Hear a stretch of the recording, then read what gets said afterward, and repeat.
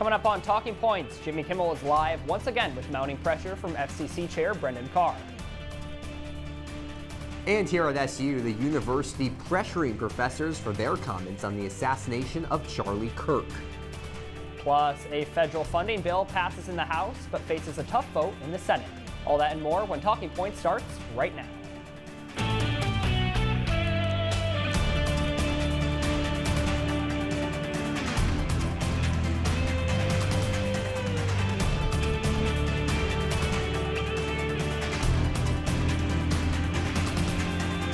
Good evening and welcome into Talking Points. I'm Ben Bascuk. And I'm Alex Burstein.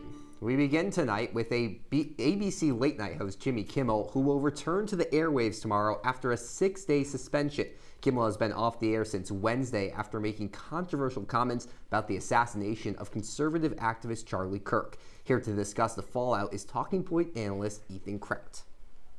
Thanks, Alex. Earlier this afternoon, ABC announced that Jimmy Kimmel will be returning tomorrow night, less than a week after his show was suspended. In a statement, Disney, the parent company of ABC, said last Wednesday, "We made the decision to suspend production on the show to avoid further inflaming a tense situation at an emotional moment for our country. It is a decision we made because we felt some of the comments were ill-timed and thus insensitive. We have spent the last days having thoughtful conversations with Jimmy. After those conversations, we've reached the decision to return to the show on Tuesday." Now, just a few moments ago, Sinclair, who owns and operates about 40 ABC stations, announced that they will not be airing Jimmy Kimmel Live. Now, during Kimmel's monologue last Monday, he made these comments about the political beliefs of Tyler Robinson, the man accused of shooting Charlie Kirk. We hit some new lows over the weekend with the MAGA gang desperately trying to characterize this kid who murdered Charlie Kirk as anything other than one of them and doing everything they can to score political points from it. Now, these comments set off a firestorm in conservative media spaces, with Fox News hosts criticizing it and Elon Musk calling Kimmel disgusting in an X post. The criticism escalated with FCC Chairman Brendan Carr characterizing the remarks as, quote, truly sick. Carr also hinted that the FCC would take regulatory actions against ABC, saying the network can, quote, do this the easy way or the hard way. Now, another factor playing into ABC and Disney's decision to pull the talk show involves the affiliate owners who operate the local ABC networks. On Wednesday, Nexstar Media Group, who owns and operates 32 local ABC stations around the country, announced they'll be pulling Jimmy Kimmel Live from its stations indefinitely. Nexstar says the comments made airing Kimmel's monologue no longer in the public interest. Last month, Nexstar announced a $6.2 billion deal to buy Tenga, which owns 64 other stations. In order for the deal to go through, though, the FCC would need to change the rules that limit the number of stations a company can own, something that Carr has signaled he's open to. Guys? Thanks, Ethan. Well, moving forward, schools across the country are asking the question, how does free speech apply to social media outside the classroom? Talking Points analyst Danielle Blinn joins us now. Danielle, how is the First Amendment finding traction right here in Syracuse? Yeah, Ben, social media has become the new breeding ground for fights in higher education institutions across the country.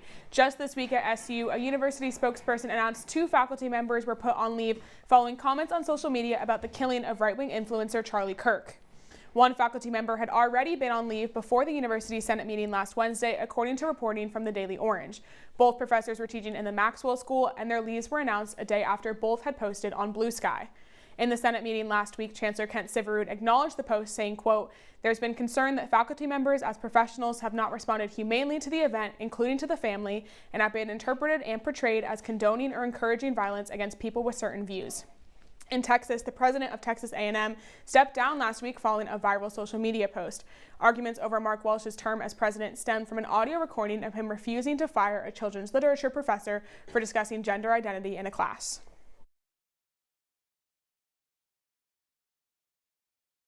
If you are uncomfortable in this class, you do have the right to leave. Yes. What we are doing is not illegal, and if you would like to know who it is, you need to talk to the department or the head of undergrad. Well, I've already been in contact with the president of A&M, and I actually have a meeting with him in person to show all of my documentation. At the time, Welsh refused to fire the professor, stating there was no direct state or federal law that made it illegal to teach about gender identity in the classroom. The professor was later released from their job and has filed a lawsuit. Welsh released a statement when he resigned, saying he had promised to, quote, serve as well as I possibly could until it was time for someone else to take over. Over the last few days, it's become clear that now is that time. Well, Ethan, Danielle, thanks for joining us here at the desk. Both these issues kind of dealing with the First Amendment and how it works in this Trump administration. We'll start with you, Ethan. The FCC, some strong words about Jimmy Kimmel's removal, and we'll see what they have to say about him eventually being put back on air. But what kind of grounds did FCC have to make on this, and do you think this is kind of affecting the First Amendment? Yeah, so Brett Carr, the commissioner of the FCC, he threatened that ABC could lose their license. It's something that we've heard Trump say throughout his time in politics, and specifically recently since the killing of Charlie Kirk.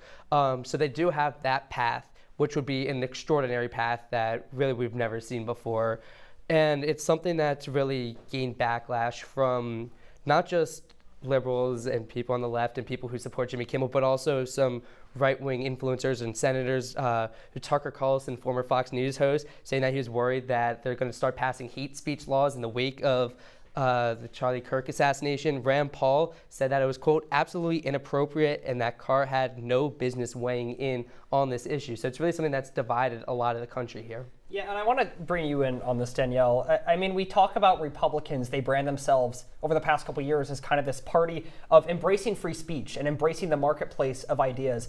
But now we're seeing the federal government kind of extend its reach to educational institutions. Can you tell me a little bit about how they're doing that and why they're doing that? Yeah, so with the Texas A&M president, it was actually a Texas state rep that released this video and called for his resignation, and it kind of stemmed from that. He originally wasn't going to step down and then did after. I mean, but you think about it, this is like a state university. It's not a private institution that kind of manages their own thing. They're run through the state and they have the ability to do what they please. But it's just, I think there's a lot of concern about the fact that Republican officials are now calling on the removal for a simple social media post from kind of any side. And especially here at SU, we saw it twice now. Now these people are just on leave. They're not fired from their jobs like the professor at Texas A&M was, but there is, I think, still a concern there for free speech in terms of what professors and students at these higher education institutions can do. It seems kind of just one part of a bigger problem. You're looking at research grants being taken away, international student visas being taken away. This isn't the first time higher education's been targeted.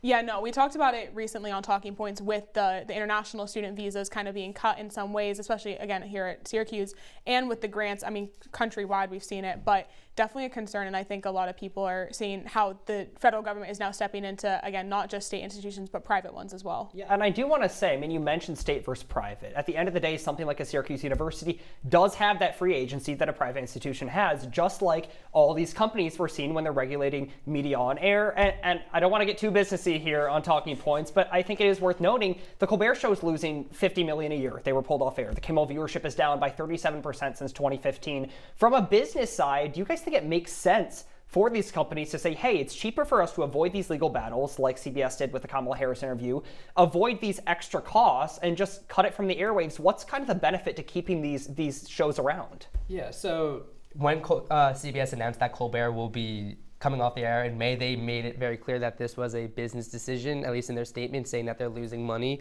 And CBS, and along with ABC, in a lawsuit against ABC and George Stephanopoulos, settled. They're one of the first media companies to settle in this new Trump administration. I think something about late night that's really been part of American culture for decades now, and it's something that is synonymous with network TV, and I think that's something that networks at least want to try to keep around, even if it's maybe not making them a ton of money, and at least try to keep around. But if the administration is going to cause them issues when they're trying to maybe have a merger like CBS was with and Paramount was having, and these affiliates are having, at some point they realize it's really not worth it. Well, Ethan, Danielle, thank you so much for your great insight during this complicated time for the First Amendment. After the break, the DOJ is closing their bribery investigation into border czar Tom Homan. We'll be right back.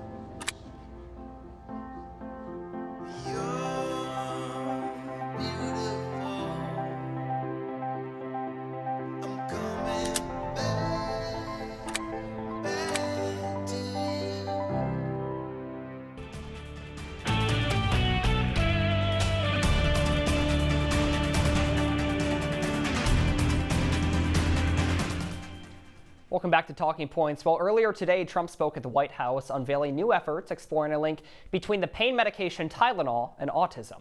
He also suggested leucovorin, a form of folic acid, as a treatment for autism symptoms during pregnancy. The Food and Drug Administration will be notifying physicians that the use of Tylenol during pregnancy, quote, can be associated with a very increased risk of autism. Experts say there's no link between the use of Tylenol during pregnancy and autism. They say leucovorin has shown some promise in very small trials, but randomized tests are still needed. Tylenol maker Kenvue says, quote, without Tylenol, women face dangerous choices, suffer through conditions like fever that are potentially harmful to both mom and baby, or use riskier alternatives.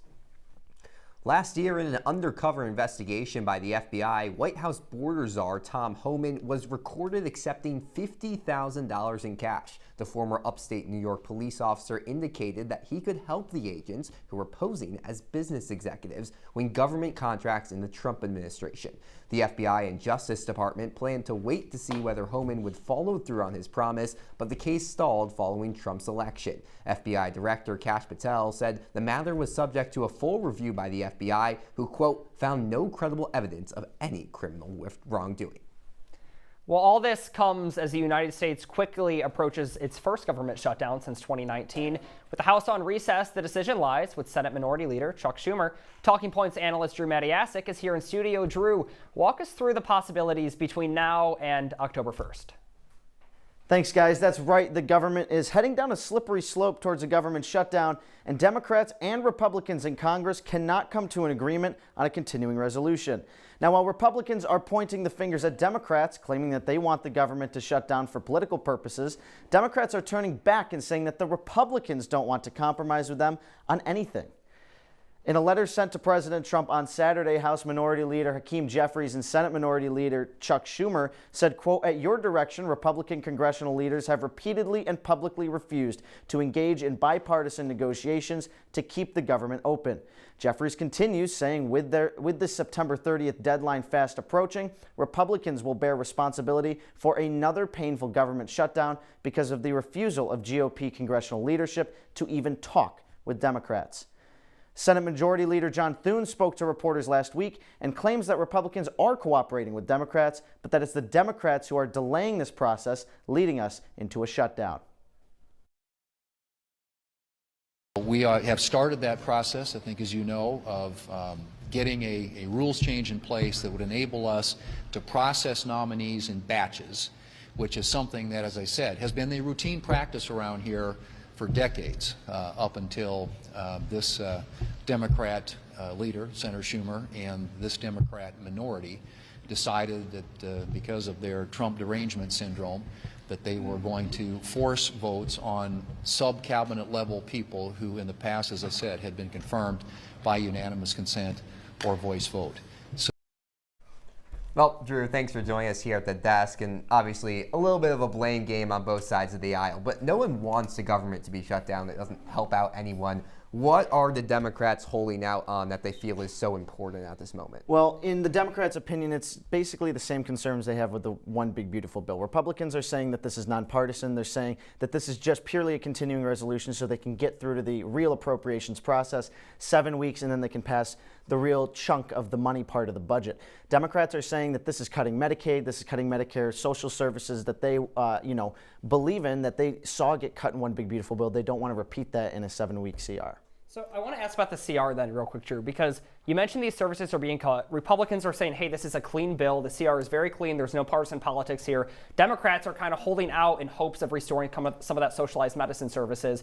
So is there politics on the Republican side? Are they including political provisions in the CR, or is it purely a extension of the budget proposal? Well, it all depends on really who you talk to. I mean, Republicans, we saw John Thune go out on the Senate floor just the other day, and he says, this is nonpartisan. This is just purely a continuing resolution. There's nothing about it. Chuck Schumer goes on the Senate floor and says, this is cutting Medicaid, this is cutting Medicare, this is just their quick step to go through a CR, keep kicking the rock down the road so we don't have to pass these appropriations bills and they can just keep on cutting the services that they want. So really it all depends on who you kind of talk to, what your perspective is on it. But that's the big argument here, is that Democrats think, that this is going to cut Medicaid like One Big Beautiful Bill, and Republicans say it won't.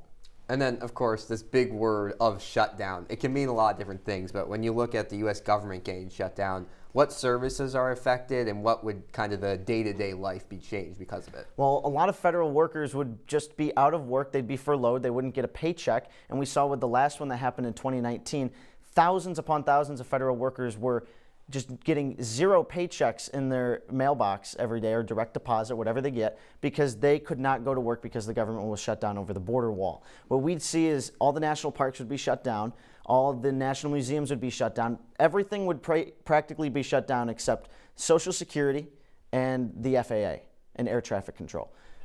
Yeah, I want to say those employees are going to get paid retroactively if the government reopens, when it reopens. We've seen it reopen in the past after a quick period. But I want to kind of pivot here and look at kind of the moves from the Fed this past week, because we saw the Fed cut interest rates, changing the federal funds rate. Ideally, for their goal, that would make people draw out more loans. We mentioned some of those agencies that are shutting down. The Small Business Administration, who gives out a lot of those loans, will also shut down. So do we think this is going to work directly against the move from the Fed to kind of change their target interest rate if businesses can't pull out those loans because of the government shutdown? Oh, absolutely. I mean, Donald Trump has been saying ever since he first got inaugurated that he's even made threats to fire Jerome Powell because he is not cutting the interest rates in the way he wants them to cut them. Jerome Powell gets his first big interest cut, really, of this Trump administration. Trump celebrates this. This is all he's wanted. And now you have this impending government shutdown, which will most likely happen considering the Senate won't convene again until Monday, and they have until Tuesday night to get this done and to avoid a government shutdown. So if Republicans really want to keep these interest rates cut, they want to increase business activity in the country, keep these loans from coming out through the Small Business Administration, they would want to get this done ASAP, work with the Democrats, work with whoever they need to make sure that this doesn't impact what the Fed just decided last week. Yeah, we'll keep an eye on that heading up to this October 1st deadline. Well, coming up, nations across Europe take to the floor of the United Nations to recognize a Palestinian state. Who's holding out on the recognition when we come back?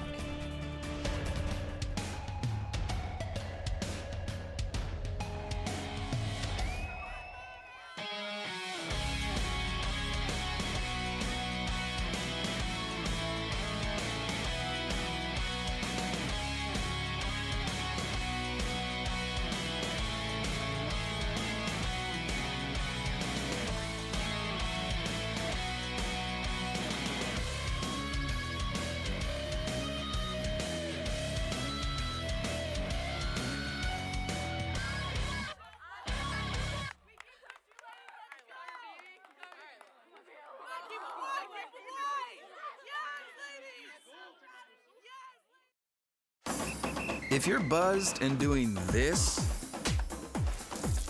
to make yourself feel okay to drive, you're not okay to drive.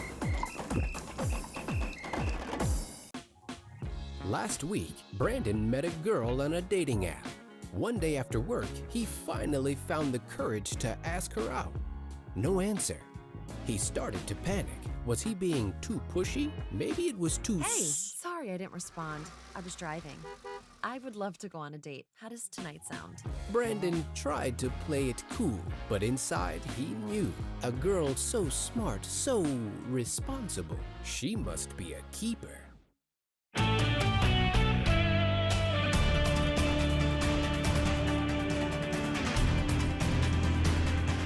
Welcome back to Talking Points. Well, France is joining the list of countries to recognize a Palestinian state ahead of the UN Assembly in New York City this week. We bring in Talking Points analyst Emma Poper to break down what this decision means for the Middle East. Emma? Thanks, Ben. Today, the United Nations Security Council met in New York to discuss the recognition of a Palestinian state. Today, France joined the United Kingdom, Canada, Australia, and many more countries in their recognition of a Palestinian state. French President Emmanuel Macron saying this today. Nothing justifies the ongoing war in Gaza. Nothing. On the contrary, everything compels us to definitively end it, since we didn't do it earlier. We must do this to save lives. The lives of Israeli hostages detained in atrocious conditions. The lives of hundreds of thousands of Palestinian civilians who are tormented by hunger, suffering, the fear of dying, mourning for their loved ones. We must save all lives, because for almost 2 years... U.S. Press Secretary today saying that President Trump does not agree with many countries recognizing a Palestinian state. And he feels this does not do anything to release the hostages, which is the primary goal right now in Gaza, does nothing to end this conflict and bring this war to a close. And frankly, he believes it's a reward to Hamas. This all comes as a UN commission concluded that Israel is committing genocide in Gaza. The independent panel of experts was commissioned by the UN Human Rights Council. The chair of the commission and former UN High Commissioner for Human Rights, Naya Pillay, said, quote, "Today we witness in real time how the promise of never again is broken and tested in the eyes of our world. The ongoing genocide in Gaza is a moral outrage and a legal emergency," end quote. Well, Emma, thank you so much for that breakdown and joining us at the desk. I want to start here. The UN uses a lot of terminology, a lot of articles, a lot of terms. They've thrown out the term genocide a couple times this week. I want to ask, according to the UN Commission, what qualifies the situation in the Middle East to define it as a, quote, genocide? Yeah, after World War II, there was a very strict legal definition for genocide. It is acts against a group with intent to destroy in whole or in part a national, ethnical, racial, or religious group. So this is very important. We're looking at a specific group that is being targeted. And this is, physical destruction. It includes mental harm in the law. It also includes deliberately inflicting conditions of life calculated to bring about destruction. So a lot of, we see wartime kind of, acts. And this is, very specific. The definition is really rigid. And Emma, you talked about how the U.S. vehemently opposed to this. A lot of these other G7 countries coming along to the idea of Palestinian statehood. What role does the U.S. play in this compared to all these other countries, and what could we maybe see out of the U.S. across the rest of the week? I think we're going to see the U.S. stay pretty rigid in this. I don't think they're going to change their decision. President Trump is really, staying on the stance of we're not recognizing a Palestinian state. But we are going to see President Trump tomorrow at the 80th session of the UN, and maybe we're going to see some of this ceasefire, peace talks happening and playing out there. Yeah, President Trump returning to New York City for that this week. I want to ask quickly, a lot of times America gets involved in these foreign conflicts. This time the UN kind of speaking out against this one specifically. Is there a plan in place should these countries move for statehood? We've seen on the Palestinian Legislative Council 132 seats in total. Hamas holds the majority with 74 seats. That is separate from the Palestinian Authority. They do not recognize Hamas. But is there any notion in place from the UN, from NATO, from any of these organizations of a rebuilding plan within the Middle East after so much has happened over the past couple of years? I think we're seeing the priority right now is shifting to providing aid and making sure that the people in Gaza are getting what they need. So I don't know that we're seeing that kind of shift for looking at this government, but we're looking for aid to being in place. Well, Emma, thanks for joining us. Big week over at the United Nations. After the break, the H-1B visas get a hefty new price tag. Hear how much when we return.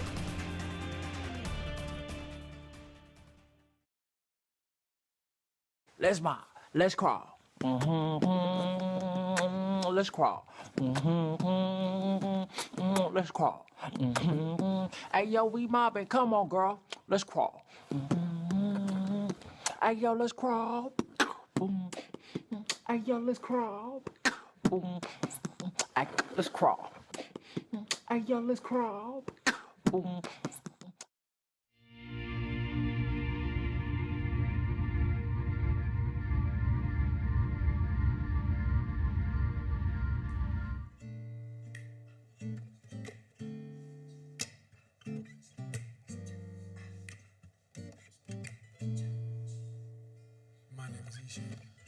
Hi, my name is Sadie Miller. My name is Luke Brady. I go by St. Luke.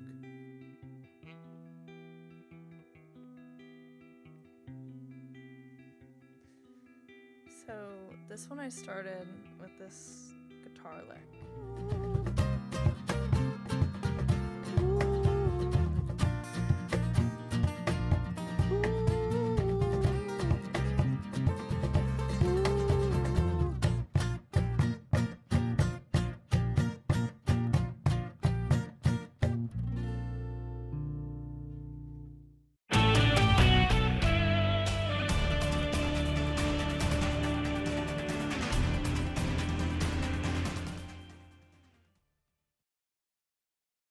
There's just been a lot of confusion because basically what the administration said going into the weekend is that they're going to now charge H-1B holders $100,000 to come into the United States. And I think a lot of these companies will tell you, look, if we could have hired a local U.S. talent, we would have done so. The reason why we are doing the H-1B is because we cannot find them. These are the employees that have been kind of, helping us develop all of this artificial intelligence technology that we need to try to beat China. This could rejigger the whole space race on artificial intelligence. Well, that was NBC News business and data correspondent and CitrusTV alum Brian Chung earlier this morning on Trump administration's recent H-1B visa announcement. You can tune into the full interview this Friday on Market Shares at 4 p.m. Ben, I think it's a really interesting point because for years and years, the U.S. immigration policy, a lot of it has been brain drained from other countries where you're taking the top talent in the tech industry and the finance industry and bringing them to the U.S. to have them help out these different sectors. Now this brings together the question, what will these big companies do when they don't have some of this high-octane power coming from other countries? Yeah, I mean, a lot of the companies using this H-1B visa process are Mag 7 companies like an Amazon, like a Google, like an Apple, or a Walmart. And they're bringing in this talent to fill jobs, like Brian said, that they can't fill here at home, whether that's in the STEM field, in the data field, in the coding field. And it's going to be a balance now. There's been a lot of confusion because at first it was said that this kind of $1,000 fee is an annual, $100,000 fee is an annual fee that's paid every year. And then Caroline Leavitt came out later and said, well, it's a one-time fee. But I mean, Alex, we saw people hopping off planes because they were concerned about going home and getting that visa stripped away. And the other thing to look at is, in the grand scale of things, this is 85,000 visas a year. The U.S. has over 300 million people. This is a very small percentage of the U.S. population and even those people who are coming into the country. So the Trump administration, who has been so vehement on wanting to win this AI war and wanting to get the upper edge on on China, now the question becomes, how do you stay with that edge if you don't have the talent coming from other countries? Because obviously the U.S. has top universities, but they don't have that edge on everything. Right, and you bring up a good point when you say this is a small amount of workers coming in.